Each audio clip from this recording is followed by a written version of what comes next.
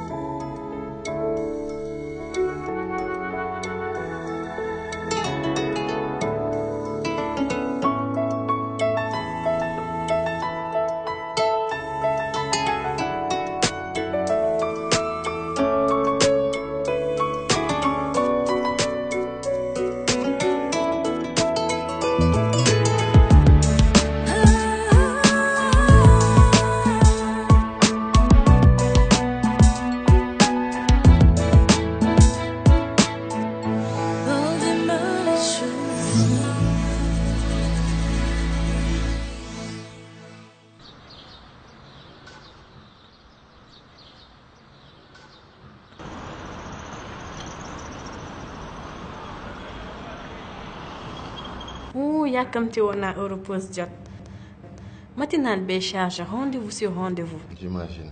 Mais est-ce que tu sais que tu auras beaucoup plus de responsabilités, surtout avec le départ de Kia? Heureusement que tu es là. On est une équipe pour étape là. En parlant d'équipe, en fait, je tenais à m'excuser pour la dernière fois. Je veux pas te mêler à mes problèmes avec Pod. Eva, t'as même pas à t'excuser. J'avoue que ça m'a fait bizarre de vous voir comme ça.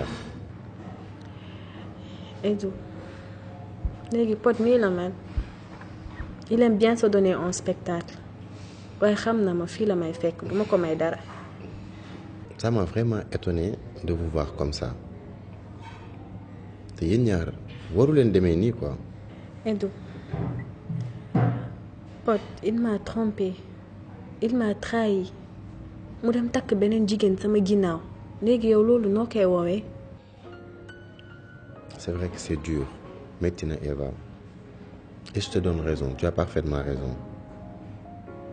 Mais yàgg Pod li leen boole séparé wu leen. Edu, léegi mag sama mag Pod suñu relation mënul cordial bay amical. Eva, est-ce que tu sais que yow ak Pod vous êtes condamnés à vous côtoyer? Est-ce que tu as pensé aux enfants? yaa ngi xalaat xale yi. ñoom laa si gën a yërëm. Raison de plus pour nga jéem a toog waxtaan ak moom. Vous trouvez une solution. Edu mag Pod mënatuñu toog sax bay waxtaan loolu mënatul nekk moom rek na dem rek. D'accord. Mais au moins prends le temps d'y réfléchir. C'est une demande. maa la ko ñaan.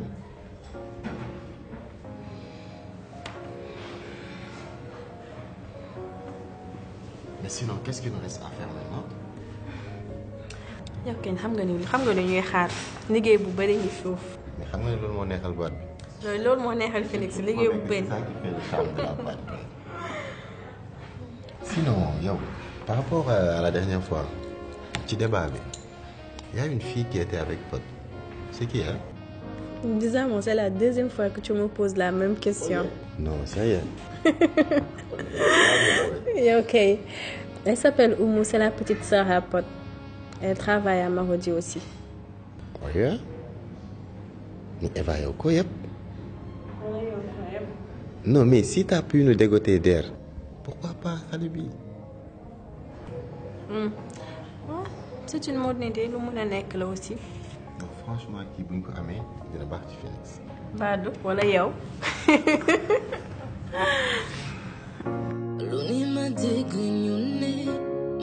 Qui est la princesse à sa maman? Hein? Qui est la plus belle?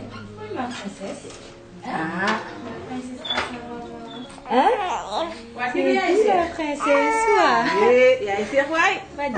Ah, ça va? Ça va? waaw moom sama jëkkër ji moom day nelaw rek. waaye gis nga dama koo sang léegi nii rek muy nelaw xam naa daam piyee metti. ah xam naa bu guddee di nga sonn de. ah déedéet sant yàlla rek. ah gis nga yàlla sunu borom de ay mbiram. fi nga jaar yépp ak li nga daj. tey ji nga ëmb mu nekk ay seex nga xam ne sant yàlla rek. dëgg la kañ sant yàlla rek. ndaxte ba ma ëmbee sax doon naa ko sentir waaye juste que dama amul woon certitude bi rek. mais gëmeewuma ko sax. ma lay ñaanal yàlla yal na la yàlla may wér ak njaboot gi sa seex yi. amiin amiin amiin ñu bokk lépp. waa Pod moom lu mu wax ci tudd mi. Pod de waxagu ci dara xanaa nga jëm ci waxtaan ak moom rek ba xam. waaw baax na dinaa ci wax ak moom. Marie li fi amoon démb wax dëgg yàlla bett na ma te xaaruma ko woon benn yoon ci yow muy lu ma naqari lool nag. dëgg la kañ bàjjan dama meroon rek te it xol laa doon waxee loolu rek moo ma ci yóbbe. dëgg la waaye nag jeeg war ngaa mën a wax ak sa jëkkër ci sa biir néeg te sa baatu jóg te bul fàtte ni Pod sa kilifa la. dëgg la bàjjan maa ngi ciy tuub di jéggalu bu baax di la wax ni ko dootul amati ndax maa ngi koy rëccu teyit bu baax. baax na jërëjëf kontaan naa maa ngi wàcc ci suuf. waaw d'accord man dama koy yeetal mu naraw rek su ko defee ñu wàcc ma wàcc ci suuf a ci defal caaw caaw bàjjan xool ko a ca kaay def dodo ah nga def dodo.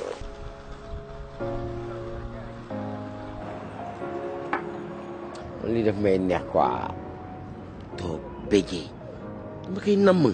mais lii yaa xam na doon yàq. non xam rek nii yaa ma gën a xam ni mu demee la.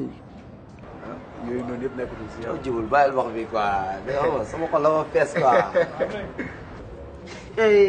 dawul day ndeysaan ah moom day na nga def. waaw mais sant baay wala lépp jàmm kontaan naa sois le bienvenu. toogal toogal. mais man waaye ngeen ni man. tu bois quoi? non nice wuu easy. non vas-y quand même. nice.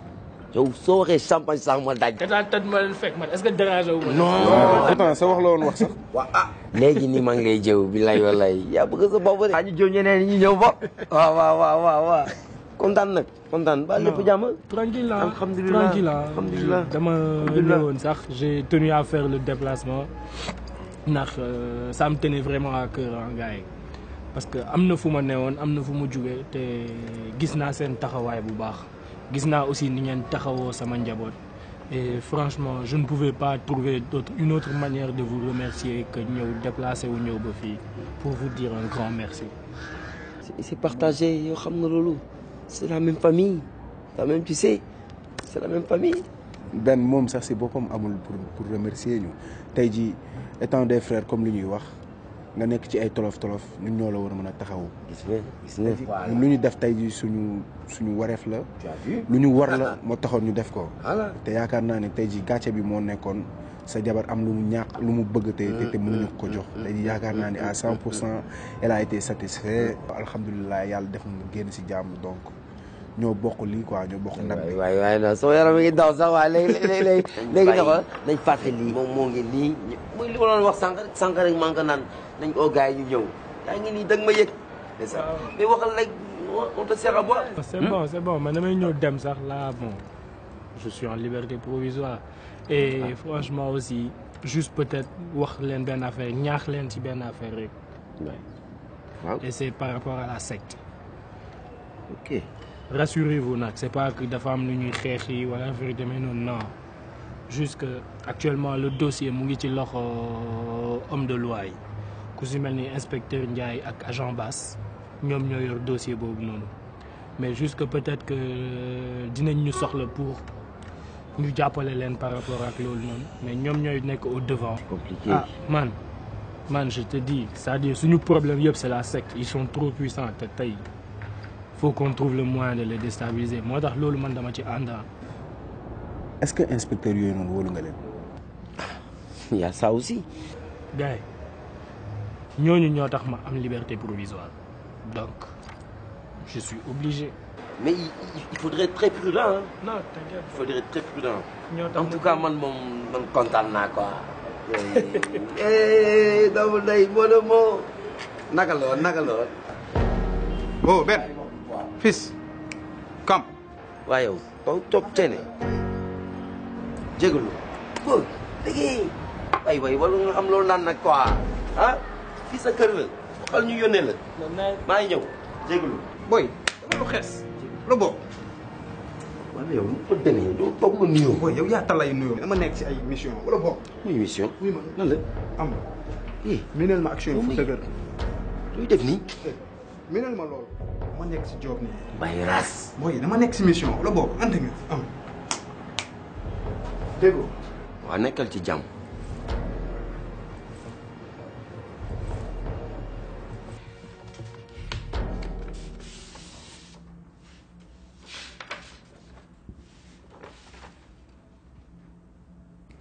Bonjour Sarah.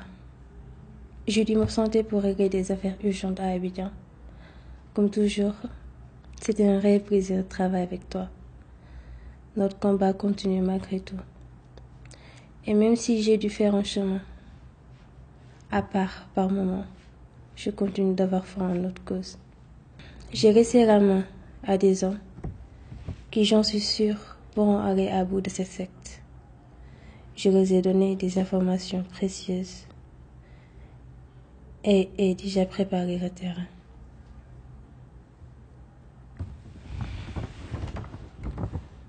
D'ailleurs, j'ai découvert que Agbo a un enfant.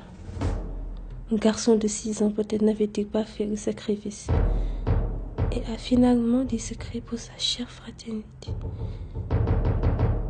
La réussite n'est plus trop grande. Prends soin du parrain.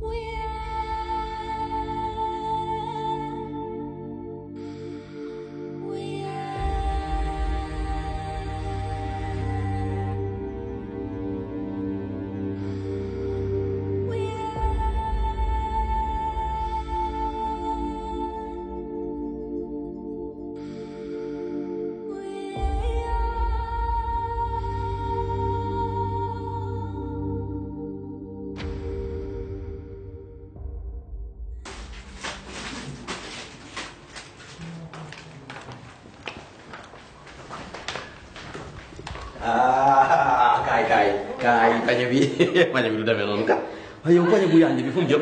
tontu dafa lii de pot laa koy yóbbul. ma yaakaar da nga koy jël pour waa kër gi. dama ko koy yóbbul pour mu ndekki xam nga moom bu nekk si kër gi dañ koy teg ay stress.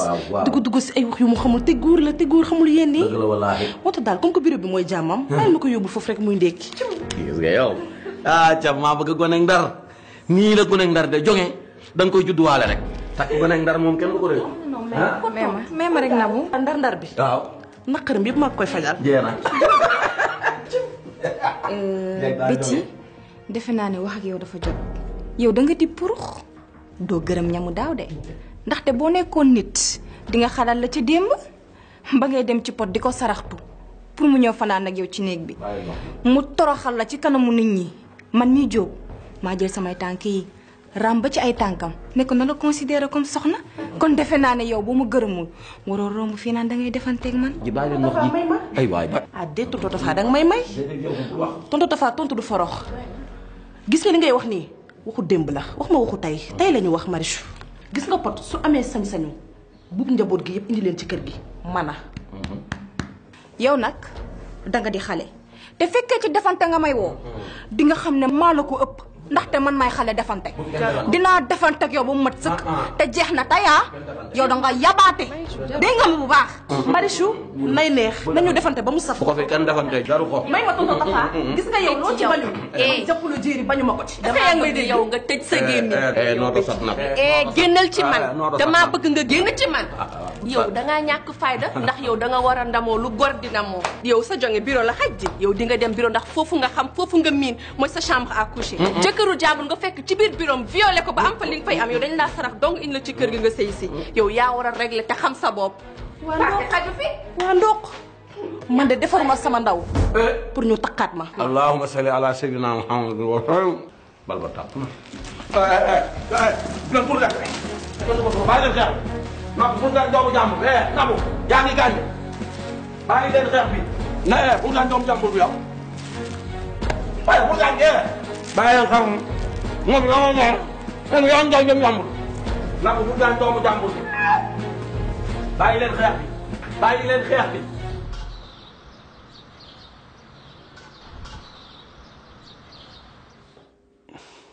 Décrivez-moi encore la scène. Comment ça s'est passé?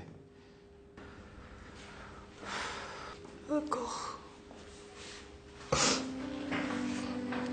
C'est comme je vous avais dit tout à l'heure. J'étais dans mon bureau, plein dans mon travail. Et il y avait les enfants qui étaient dans la cour en train de jouer. Ils avaient même le droit de sortir dehors avec nos surveillants. Pourquoi faire? Vous savez, on accorde une grande importance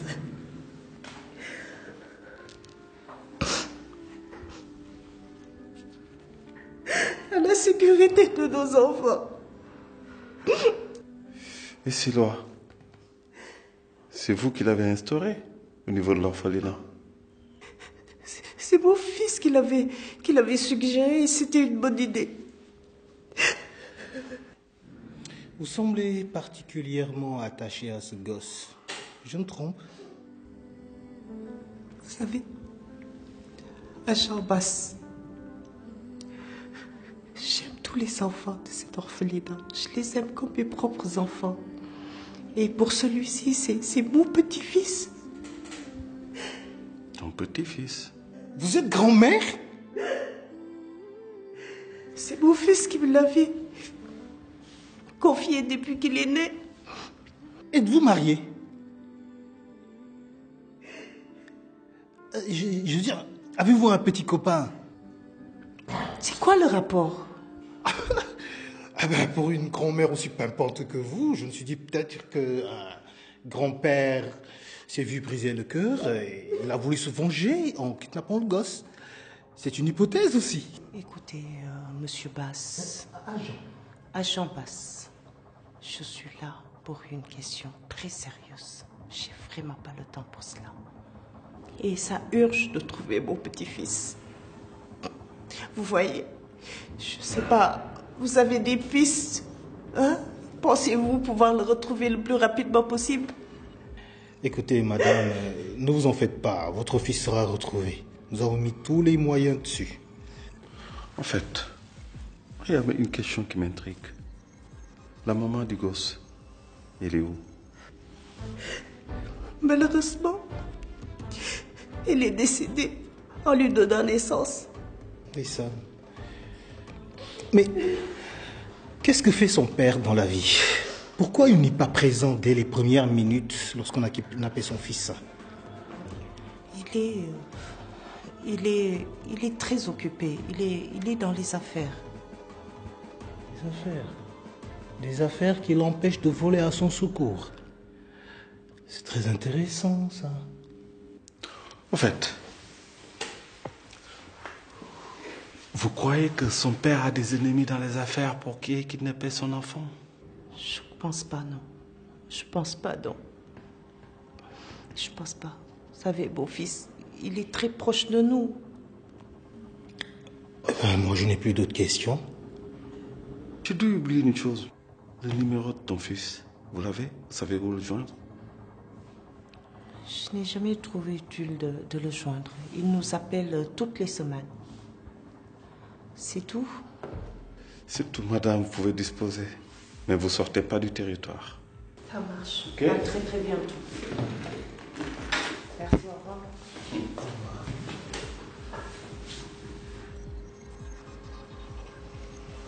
Reconnaissez-vous quelqu'un sur ces photos? Celui-ci.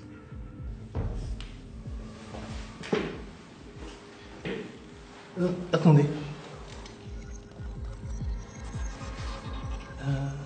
Est-ce votre fils? Non. Madame, est-ce lui, Pierre? C'est pas mon fils. Une dernière chose. Votre fils est très proche de vous. Il vous appelle à chaque fois qu'il en a besoin. Et vous n'avez jamais pensé à enregistrer son numéro. Écoutez, je m'occupe d'une centaine d'enfants. Mon fils, il est assez grand. Au revoir.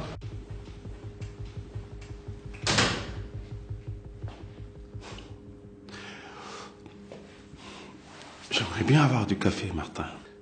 Ah, c'est terminé. On va en chercher. Bon, Monsieur Diop, j'aimerais bien que vous procédiez à la passation de mon dossier à l'entreprise Phoenix. Ah bon?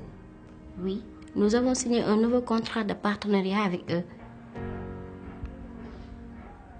Ok. C'est pas un souci. Nous allons faire le nécessaire pour ça. D'accord, donc merci Monsieur Diop. Je ne vais pas abuser de votre temps. Merci.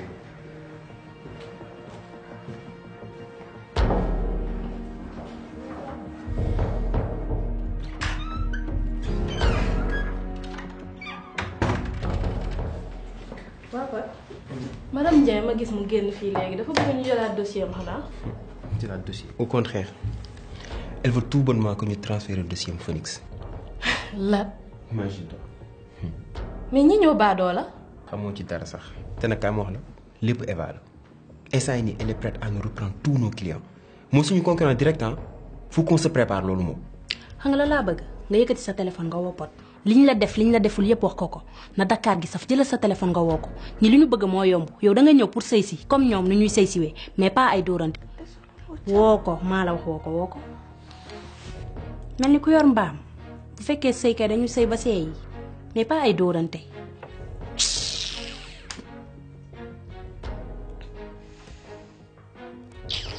man crédit sax man. amoo crédit envoyé la crédit par Orange Money waaye ay dóoree moom digaale wuñu ko ak kenn.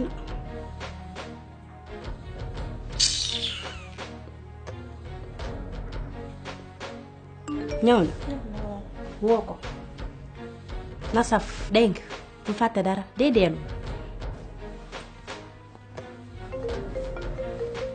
Là, il pousse le bouchon un peu trop loin quand même. Allô? Oui, allô, Betty. Oh, parfois, Dick. maa ngi bureau. man je suis ak Nabou ñoo fi nekk di ma sotti di ma door lu nekk ni ma koy def. non dafa nang Betty calme-toi xoolal wuy ma explique-moi qu'est-ce qui se passe.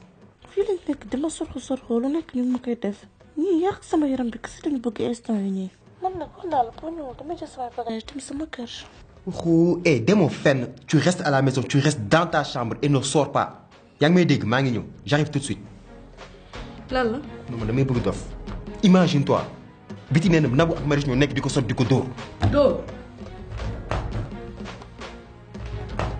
déedéet Pod defal ndànk yow xam nga ne loolu du jikkooy Marius xam nga ko bu baax. su ma àggee kër gi dinaa si xam dara. Pod. dañoo sama kër. bu ñëwee dee deelul sa yaram bi melal ni dañ la dóor ba rey la. waaye man dara safuma dara fekk. xam loolu xam naa ni Pod da la bëgg fase ko fase ñeneen ñi ci des lay def.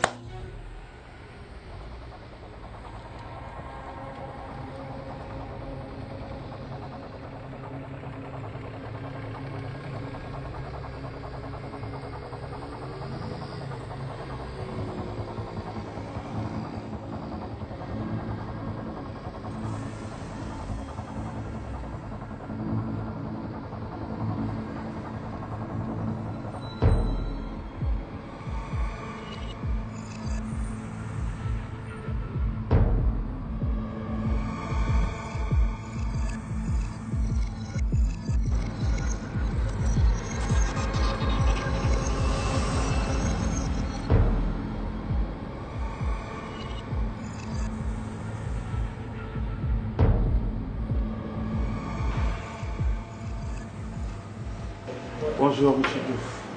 Bonjour. Vous allez bien? Toujours. Inspecteur Ndiaye. Mon assistant, Choba. Inspecteur, comment vaut l'honneur de votre visite? Asseyez-vous, je vous prie.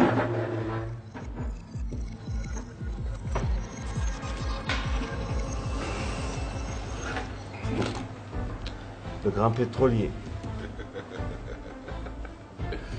Disons, je vis bien de mon art. Vous savez, le pétrole, c'est un art. Là, il y a la terre, les morts et le pétrole. Et le pétrole me fait vivre. Ce n'est pas un crime, j'espère. Personne n'a parlé de crime, monsieur Diouf. Mais vous avez quelque chose à vous reprocher. Moi? Quelque chose à me reprocher? Juste une question, monsieur. Alors, qu'est-ce que vous amène? Là, on est en train d'enquêter sur l'histoire du jeune Momo, que vous connaissez bien. Ah, Momo. Le jeune très ambitieux politicien qui voulait être président de la République. Vous le connaissez?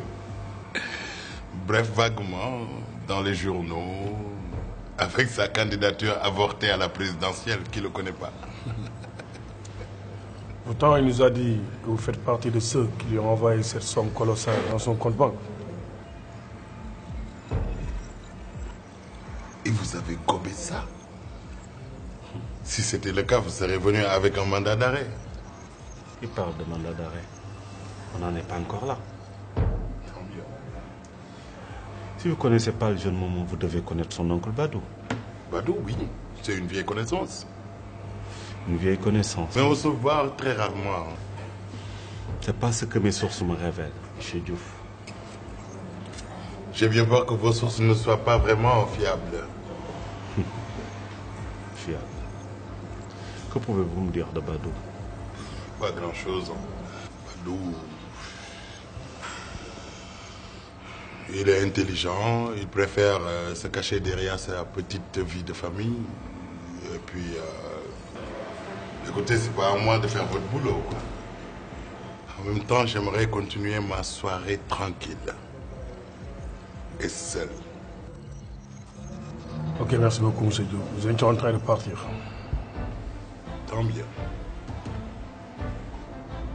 On se reverra bientôt, monsieur Diouf. On se reverra. Passez une bonne soirée. Bonne chance, inspecteur. Assistant inspecteur.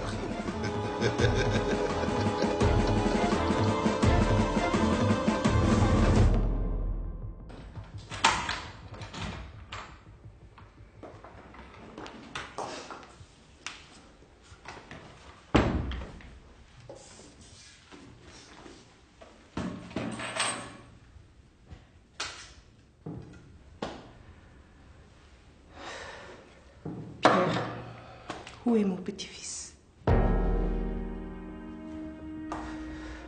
viens de te poser une question, Pierre. Où est mon petit-fils? Dis-moi, Pierre, il est où, mon petit-fils? Réponds-moi! Il est où? Je vais le retrouver, maman. Dis-moi, Pierre. Dis-moi que tu n'as absolument rien à voir avec tout ça, dis! Non, c'est pas vrai. Pierre, non, non, non, non, non. C'est pas vrai.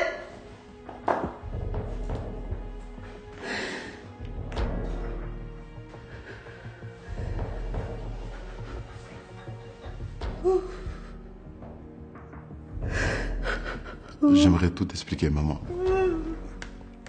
Mais le temps nous est compté à présent. Je te promets de retrouver ton petit-fils.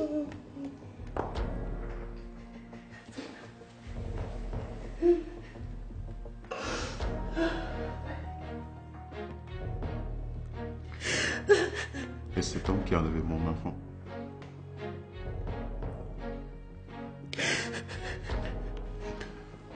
Maman, s'il te plaît.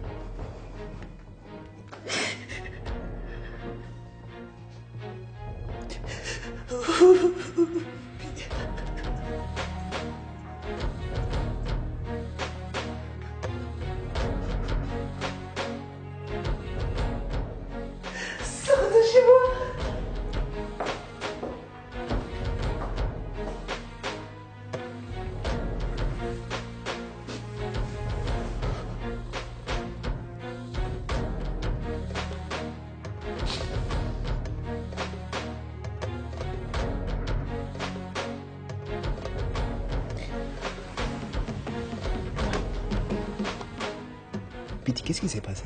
Marichou wax bii Betty fan la ko jëlee kan moo ko wax Betty lii man ak yow Max Pod ñun kese ñoo ko xam te ba xool naan nañ ko gasul bu ko kenn yëg donc su génnee Pod moo ko wax Betty Marichou gis nga góori tey lii lu ñu suturaalal tey suba boo yow dégg ko ci mbedd mi waaye Pod moom bett na ma torop. Mais quand même ça va.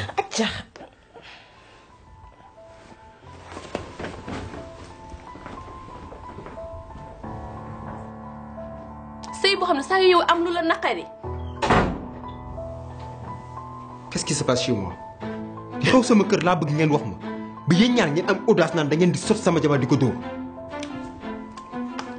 Pod sa jabar bu defee lu war a tax ñu nokk ko dañ koy nokk Pod sa jabar fan la teg jàkkaarloog Marichou naan ko da nga defaraat sa ndaw ak kan moo ko wax yow fenkat bi yaa ko wax Pod.